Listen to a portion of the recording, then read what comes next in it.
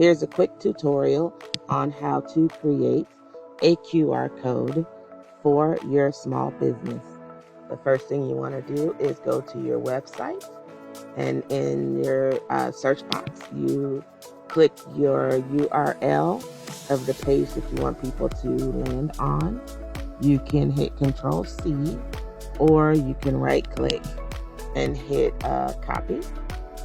And then you go to a QR code generator page. I prefer to use QRCodegenerator.com. It's free.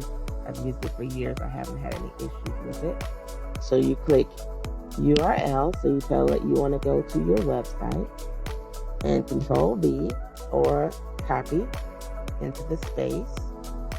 And you notice it's populated a QR code for me on the right hand side.